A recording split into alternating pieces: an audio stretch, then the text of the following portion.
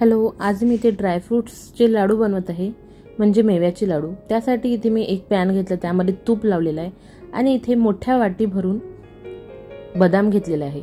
जर साधी वाटी असेल तुमची रोज वापरण्याची, त्याच्या 1.5 वाटी मी बदाम घेतलेला आहे। इथे याला छान रोस्ट करून घ्यायचा। याचा कलर चेंज होतपर्यंत मी याला भाजून घेतलाय। बघा, याचा कलर चेंज झालेला आहे। आता ह्या छान भाजून झाल्या, त्या काढून घेतल्या मी आणि त्या पॅन मध्येच थोडं तूप लागलेलं होतं, त्यावरतीच मी 1 वाटी मखाना घेतलाय।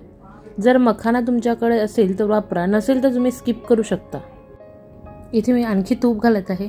प्रत्येक वेळेलाच तुम्ही तूप घालून हे पूर्ण ड्रायफ्रूट भाजून घेऊ शकता। इथे मी 1 वाटी मनुका घेतलाय, त्यात स्वीटनेस यासाठी मी मनुका वापरलेला आहे। या ठिकाणी जर तुम्ही गूळ वापरत असाल तर तुम्ही मनुका कमी घालू शकता। याला पण छान रोस्ट करून घेतलं मी तुपामध्ये आणि त्याला पण काढून घेतलेला आहे। आता इथे मी अंजीरला पण छान रोस्ट करून घेत आहे।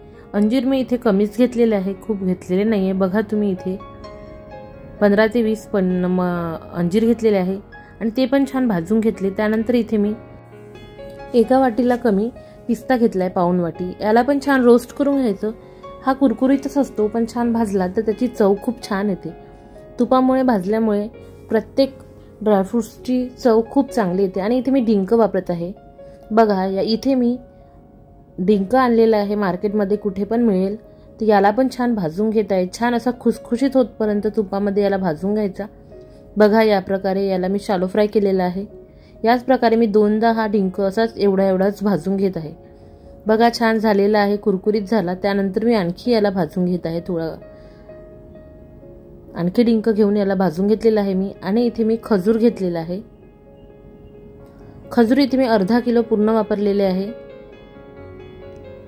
आणि याच्या बिया काढून घेतलेल्या आहे मी। तर याला पण छान रोस्ट करून घ्यायचं।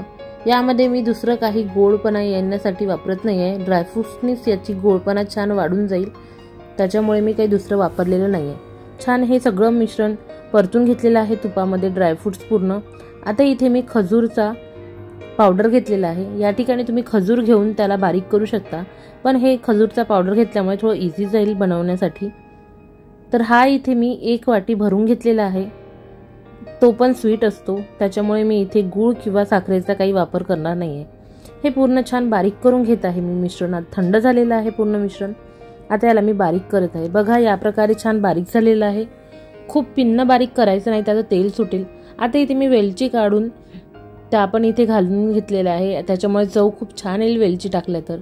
बघा, पूर्ण मिश्रण मी बारीक केलेलं आहे, पूर्ण ड्रायफ्रूट्स। आणि याला एकत्रित करून घ्यायचं, पूर्ण छान मिसळून घ्यायचं, पूर्ण चोळून घ्यायचं याला आणि याचे लाडू बनवून घ्यायचे। या ठिकाणी तुम्ही गूळ सुद्धा वापरू शकता किंवा साखरची पिट्टी सुद्धा वापरू शकता, पण मी इथे काहीही वापरलं नाही। एवढ्याच साहित्याने लाडू छान गोड आणि असे मस्त लाडू बनलेले आहे। हे तुम्ही महिनाभर खाऊ शकता। चवीला खूप मस्त असे ड्रायफ्रूटचे लाडू तयार आहे। आजची रेसिपी तुम्हाला कशी वाटली हे नक्की कळवा। आवडलं असेल तर लाईक करा। थँक्यू।